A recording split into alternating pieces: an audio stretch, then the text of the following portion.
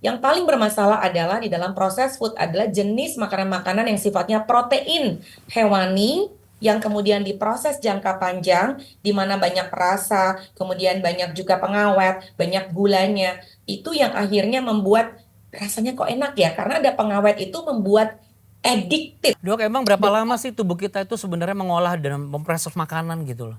Bayangin nggak? Dari prosesnya itu aja sampai 72 jam, sedangkan kalau kita memilih yang namanya real food, dia lebih rendah Ada menurut opsi saya. nggak dokter, opsi untuk para orang tua ya bisa mendapatkan makanan sehat tapi praktis. Opsi juga untuk teman-teman kita yang mungkin sedang mengambil studi di luar negeri, dapat makanan sehat tapi praktis.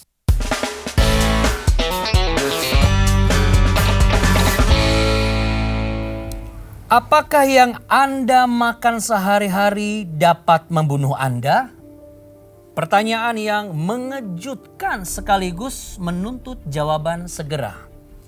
Karena menurut analis jurnal kesehatan Lancet, menu makanan kita menjadi salah satu dari 5 pembunuh terbesar di dunia, bahkan melebihi rokok.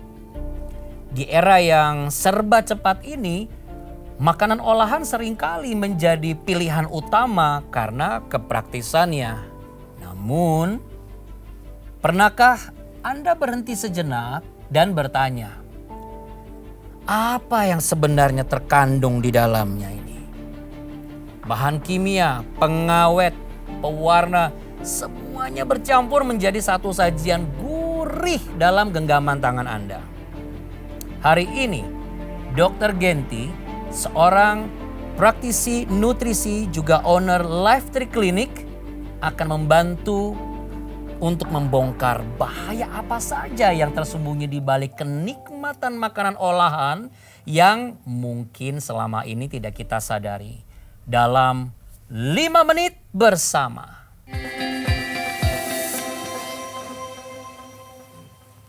Selamat datang Dr. Genti, salam sehat 5 menit waktu Anda. Langsung saya ke pertanyaan pertama. Apa benar dok, makanan itu bisa membunuh kita? Silakan.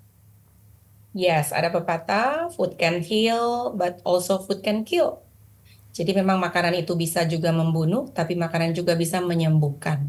Karena memang kenapa makanan itu penting banget, hampir 70% waktu kita setelah bangun tidur, yang banyak masuk itu ke mulut kita adalah makanan. Dan kita harus paham bahwa tubuh kita itu mengandung miliaran sel. Dan sel yang dalam tubuh kita adalah sel-sel hidup.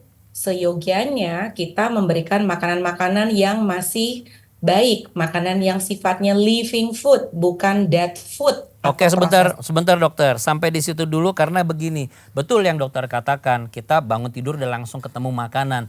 Masalahnya kan dengan waktu kerja dan terbatasnya untuk mengolah makanan, terkadang kita lebih mudah cari yang praktis gitu loh. Makanan olahan, tapi bahan yang terkandung di dalamnya ini apakah benar-benar sungguh mempengaruhi tubuh dalam jangka panjang atau jangka pendek atau seberapa besar pengaruhnya dok? Silakan. Ya, sebelum kita bicara makanan olahan, memang itu makanan-makanan yang gampang untuk dicari.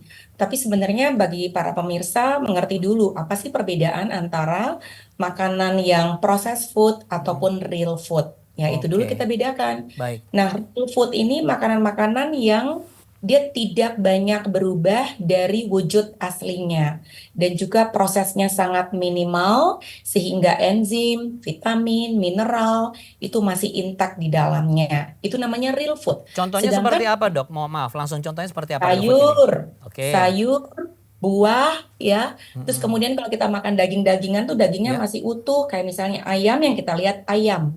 Kalau kita lihatnya ayam itu real. Kalau kita oke. lihatnya sosis itu udah nggak real karena ada proses panjang di dalamnya. Walaupun Kalau kita bahannya itu dari daging juga, dari daging asli ya, gitu.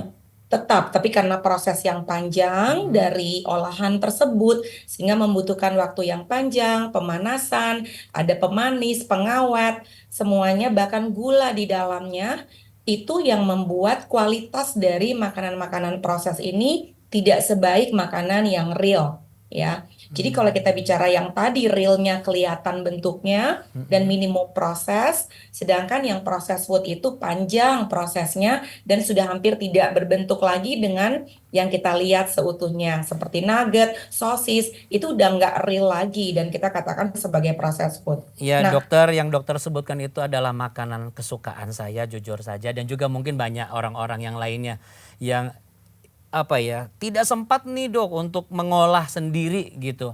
Tapi bukankah itu ya. cukup untuk nutrisi kita kalau saya atur jam makannya misalnya, boleh nggak? Sebenarnya boleh, tetapi proses food ini tidak didesain untuk jangka panjang dalam tubuh kita. Mengapa? Karena kalau kita keep eating makanan-makanan yang sudah diproses, itu gulanya tinggi, kalorinya juga tinggi, lemak jahatnya tinggi, seratnya rendah, itu akan berakibat long term kesehatan kita akan rusak. Risiko jantung, diabetes karena gulanya yang banyak di dalamnya, seratnya tidak banyak di dalam proses food sehingga berakibat kepada apa? Kolesterol yang tinggi dan juga pencernaan yang berantakan. Dok, emang berapa lama sih tubuh kita itu sebenarnya mengolah dan memproses makanan gitu loh? Khususnya Kalau makanan real olahan. Real food itu sebenarnya karena dia seratnya tinggi, Mm-mm. prosesnya minimal, tubuh kita itu dan juga kandungan airnya banyak, tubuh kita itu mampu mengolahnya bisa sekitar 1 sampai 3 jam bahkan 24 jam. Sedangkan proses food karena faktor-faktor yang tadi seratnya hampir rendah sekali serat, berarti tubuh kita yang harusnya serat sifatnya sebagai sapu di dalam tubuh dia tidak menjalankan fungsinya dengan baik sehingga prosesnya bisa dari 1 jam bahkan sampai 72 jam. Bayangin nggak? Dari prosesnya itu aja sampai 72 jam, sedangkan kalau kita memilih yang namanya real food, dia lebih rendah untuk prosesnya. Jadi memang Waduh. secara ini banyak banget perbedaan-perbedaannya itu, Oke, ya. tapi dokter, kita tidak bisa menghindari mengkonsumsi makanan olahan kan ya. Karena bagaimanapun juga mungkin kita bisa temui juga makanan olahan sebagai solusi ketika kita sudah lapar dan waktunya tidak sempat. Emergency, Betul, betul. emergency. Tapi kalau kehidupan dalam emergency setiap hari nih dok, ini seberapa besar sih pengaruhnya buat kesehatan seseorang berdasarkan Ya, penelitian Anda? saya kasih tahu dulu bahwa dibentuknya manusia menemukan sosis dan nugget sosis ya, Ya. itu ada pengawet, itu sudah proses food dan itu sudah ada pengawetnya dari nitrate. Nah, orang-orang zaman dulu mengkonsumsi sosis itu karena di Perang Dunia Kedua, tentara-tentara Amerika itu untuk survival, mereka diberikan makanan-makanan yang proses seperti sosis tersebut. Artinya, apakah kita masih boleh mengkonsumsi seperti itu? Silakan saja untuk kebutuhan emergensi, tetapi bukan menjadi lifestyle kita bahwa setiap hari kita mengkonsumsi makanan-makanan yang pengawetnya banyak, kemudian perasannya tinggi, kalorinya tinggi, gulanya tinggi, seratnya nggak ada. Sebenarnya kita killing ourselves. Itu yang akhirnya membuat statement di awal, food can kill. Mengapa? Ya itu tadi, karena banyak makanan-makanan yang proses yang saat ini menjadi lifestyle modern loh Pak. Modern lifestyle. Iya, Orang kan, jadi Gojek tuh nggak salah, GoFood nggak salah. Memilih makanan di GoFood yang itu yang harus dibenerin dari mindset dan memilihnya. ada Menurut opsi saya. nggak dokter, opsi untuk para orang tua ya bisa mendapatkan makanan sehat tapi praktis. Opsi juga untuk teman-teman kita yang mungkin sedang mengambil studi di luar negeri dapat makanan sehat tapi praktis. Apa opsinya dok? Sekarang contohnya gini, kalau teman-teman masih mau makan sosis, makanlah sosis yang tidak menggunakan banyak pengawet, misalnya itu sudah terbantu. Misal teman-teman masih mau nggak makan daging tapi nggak makan daging ayam, pengennya bakso misalnya, ya lakukan makanan bakso itu porsi tepungnya sedikit, dagingnya lebih banyak. Jadi itu kita bisa membuat sedikit trik ya untuk tetap membuat proses food itu tetapi masih bisa terasa dan juga lebih sehat. Bagaimana Nah, trik caranya untuk dok? ibu-ibu nih. Ya. Betul, trik untuk ibu-ibu. Gimana caranya? Kita udah ngerti bahwa proses food itu nggak sehat, nggak bagus. Yang paling penting itu preparation. Persiapan. Intinya dari hari Minggu, 7 hari ke depan, itu sudah berkumpul dengan keluarga dan juga sudah mulai bisa mengatur menu. Karena kan sebenarnya yang paling penting itu makanan. Mau ngomong sehat-sehat apa yang dimasuk di mulut kita ini kan lebih sehat. Dan porsi antara karbohidrat, protein, lemak, hanya itu yang perlu kita pelajari. Yang paling bermasalah adalah di dalam proses food adalah jenis makanan-makanan yang sifatnya protein hewani yang kemudian diproses jangka panjang, di mana banyak rasa, kemudian banyak juga pengawet, banyak gulanya. Itu yang akhirnya membuat rasanya kok enak ya, karena ada pengawet itu membuat addictive, ya adiktif, aditif, zat-zat aditif yang membuat kita rasanya enak dan kok kurang ya kalau nggak ada rasa itu. Ya, Nah, itu harus direncanakan ya, ya. tadi, ya direncanakan dan di-plan aja seperti apa menu makanannya, diganti-ganti alternatif sehingga keluarga tidak bosan dan juga tetap bisa menikmati real food tersebut. Nah, dokter, menghadapi generasi yang sekarang, ada case by case anak-anak lebih suka memilih makanan yang praktis.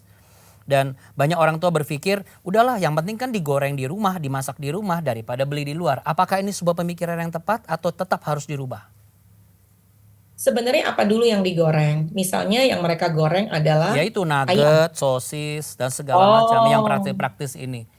tetap aja kalau misalnya nuggetnya di frozen, beli dari toko yang di frozen dan kita tahu tetap itu proses food dan mungkin kita goreng, kita membuat sedikit merasa tidak terlalu bersalah dengan pakai minyak yang di rumah, ya itu sah-sah saja. Tetapi kalau kita lakukan itu sebagai lifestyle, itu akan sangat tidak baik untuk pembuluh darah kita juga, untuk semua kesehatan. Makanan-makanan yang proses ini jangka panjang efeknya apa? Obesitas, kegemukan, jantung, diabetes, cancer bahkan sekalipun. Ya, Ya, ya. terutama kanker kolon atau kolorektal itu karena maka orang-orang yang sering mengkonsumsi proses food yang nggak punya banyak serat di dalamnya dan Kanker itu apa menjadi tuh dok? Mohon izin maaf, kanker apa tadi dok istilahnya? kolorektal atau kanker usus ya, kanker usus besar. Oh, Itu karena banyak sekali orang-orang yang tidak banyak mengkonsumsi serat dan makanan-makanan dalam proses food ini dia memang rendah serat, ya low in fiber. Jadi kalau low in fiber ya risikonya ke sana ada dan juga kalau low in fiber apa?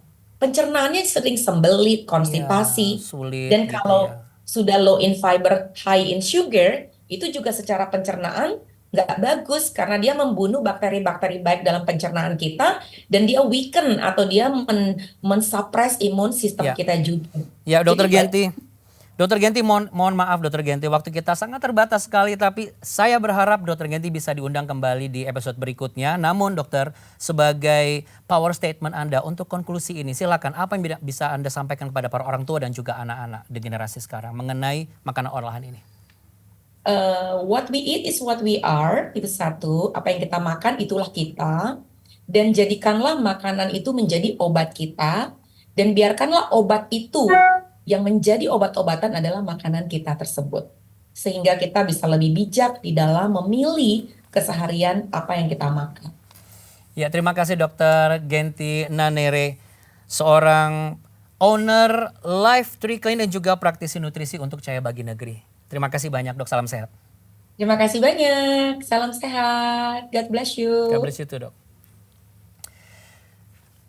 Setiap pilihan makanan adalah keputusan Anda. Dan kita semua memiliki tanggung jawab untuk merawat dan menjaga tubuh karena setiap kita adalah pengurus yang Tuhan percayakan. Untuk itulah mari kita belajar bagaimana memilih makanan sehat yang akan membuat kita panjang umur. Karena bukan hanya untuk kita saja, bukan hanya untuk Anda, tetapi untuk anak cucu Anda. Bila Anda merasa terberkati dengan tayangan ini, mari komen, like, dan juga share untuk mendukung semakin banyak orang yang terberkati melalui program ini. Kisah tragis yang hampir merenggut masa depannya menjadi sesuatu yang menginspirasi. Sementara orang ini hanya berusia 20 tahun. Berikut kisahnya. Saya memiliki tumor di dekat usus 12 jari saya dan di dekat pankreas sudah sebesar 14 cm. Dan saya memiliki teratoma sebesar 11 cm. Saat itu dokter di sana mengatakan bahwa saya harus segera melakukan tindakan operasi. Karena ketika itu tidak dilakukan, tumor saya dan teratoma saya bisa berpeluang menjadi kanker. Di saat saya umur 20 tahun, mendengar kata kanker merupakan sesuatu yang menakutkan. Karena setahu saya kanker saat itu adalah suatu penyakit yang mematikan. Saya nggak merasa nggak berguna saat itu. Jadi apapun yang terjadi saya pasrah saat itu. Saya melakukan operasi besar itu ketika saya membuka mata saya, satu tubuh saya tidak bisa digerakkan. Ketika saya sadar penuh, ternyata ada alat yang masuk ke dalam mulut saya. Saya baru tahu ternyata rasanya mati secara tubuh itu seperti itu gitu loh. Nggak bisa ngapa-ngapain, nggak bisa berdampak apapun. Dan udah Tuhan, kalau mau ambil aja gitu. Sepasrah itu waktu itu.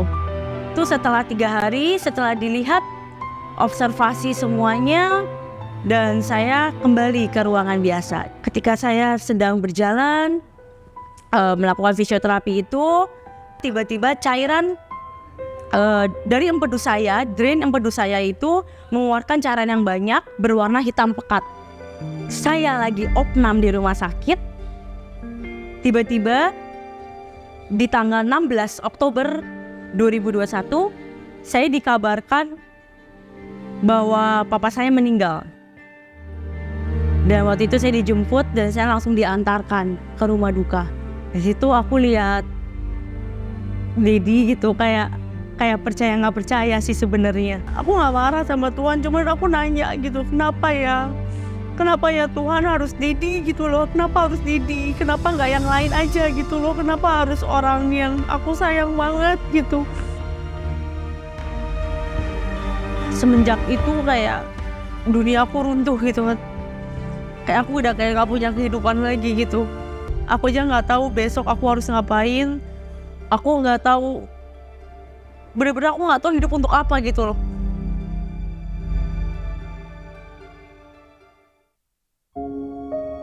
Setelah papaku meninggal itu, tahun depannya di 2022, bulan Februari adalah bulan terakhir aku opnam di rumah sakit.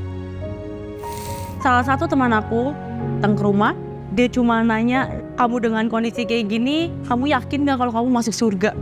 Aku bilang, enggak, aku masih banyak dosa, aku bilang gitu. Dan dia bilang, kita bisa masuk surga ketika kita bisa menerima Tuhan Yesus. Ketika kamu dari hati kamu bilang kalau kamu tuh percaya Tuhan Yesus satu-satunya jalan keselamatan buat kamu. Karena cuma Dia yang bisa ngantar kamu ke surga gitu loh.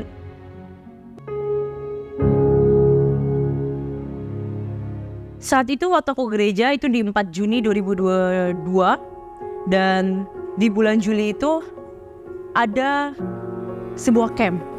Aku mengikuti camp itu dan aku ngerasa di situ Tuhan benar-benar peluk aku gitu loh.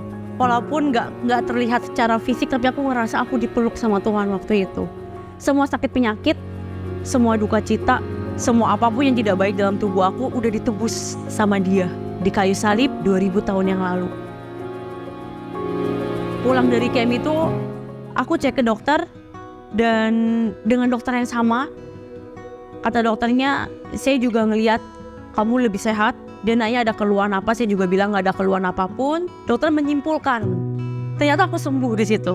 Ketika Tuhan Yesus datang ke hidup aku, ketika aku menerima Tuhan Yesus sebagai juru selamat aku, rohnya Dia itu tinggal dalam aku. Aku baru sadar kalau Tuhan Yesus itu memang obatnya aku yang selama ini aku cari gitu loh. Sesulit apapun kondisi Anda saat ini, ingat satu hal, Tuhan tidak pernah meninggalkan Anda. Dia adalah Tuhan atas badai kehidupan kita. Bila kita mengundang Dia ada di dalam perahu kehidupan kita, Dia Allah yang sanggup itu akan menolong kita untuk kita boleh dimerdekakan dalam keadaan sesulit apapun. Satu hal yang kita juga butuhkan hari ini adalah, mari undang Dia menjadi juru selamat dalam kehidupan kita.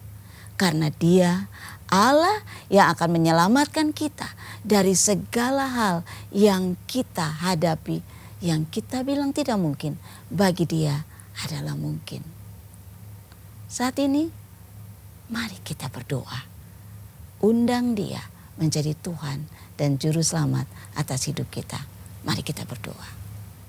Bapa di surga, saat ini Tuhan, kami mau berdoa bagi siapapun yang sedang dalam keadaan kesulitan dan putus asa oleh badai kehidupan.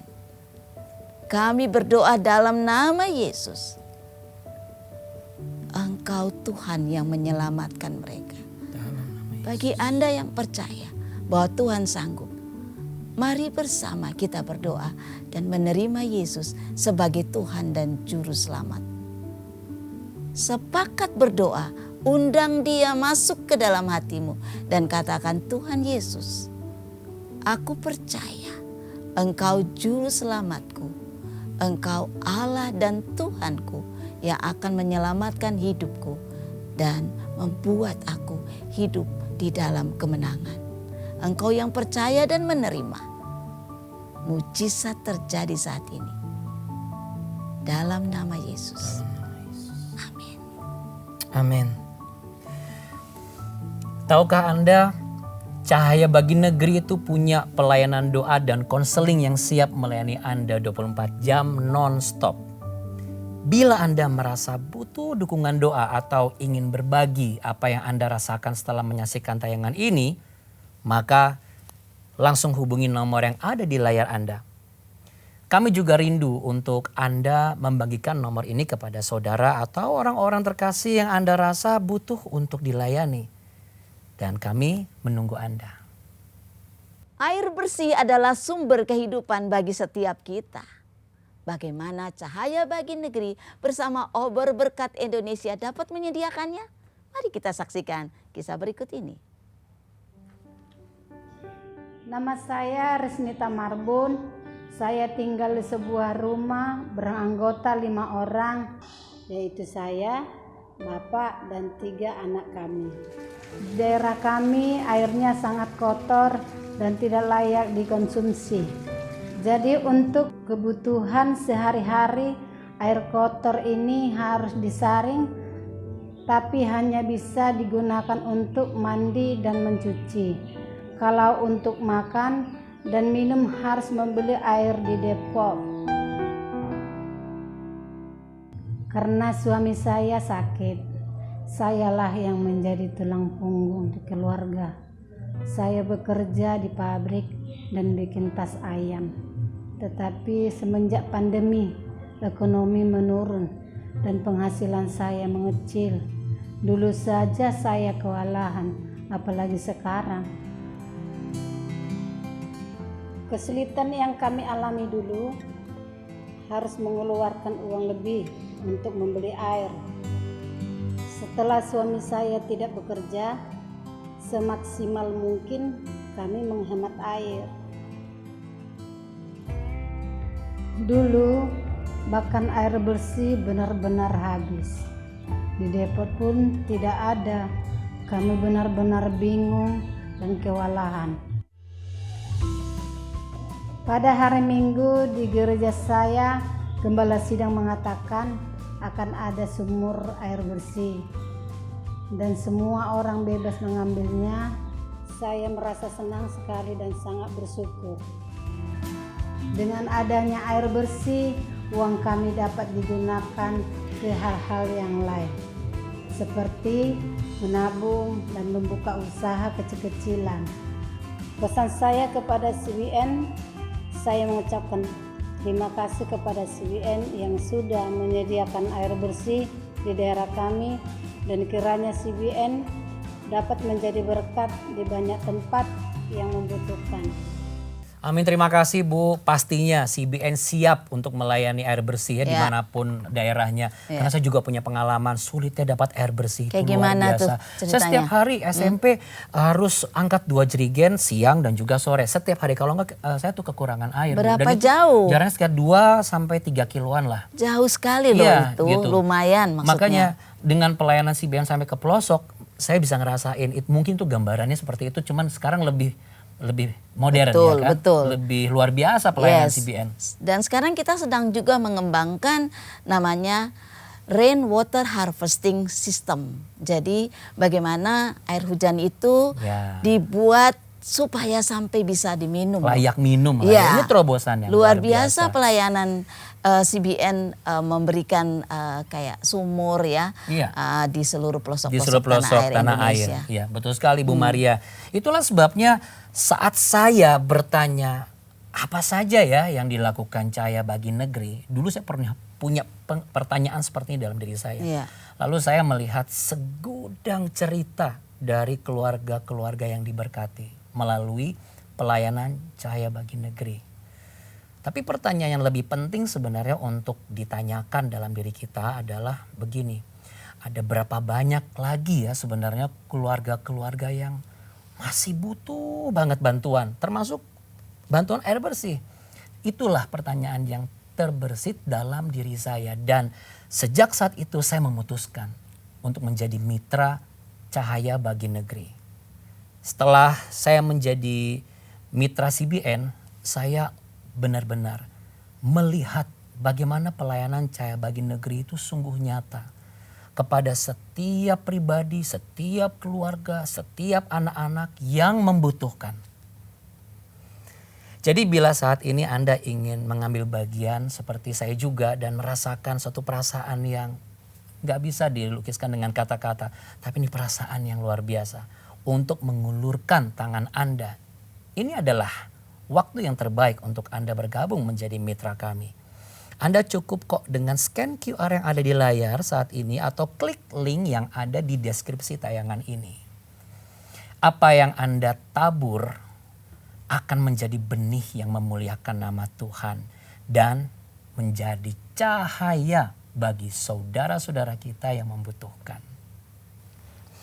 Dalam 1 Korintus 10 ayat 23 ada tertulis, segala sesuatu diperbolehkan, benar, tetapi bukan segala sesuatu berguna. Segala sesuatu diperbolehkan, benar, tetapi bukan segala sesuatu membangun. Bila Anda merasa terberkati, mari bagikan konten ini dan follow media sosial Cahaya Bagi Negeri. Ya. Saya Maria Kesmetan. Saya Andi Otniel. Tuhan Yesus memberkati.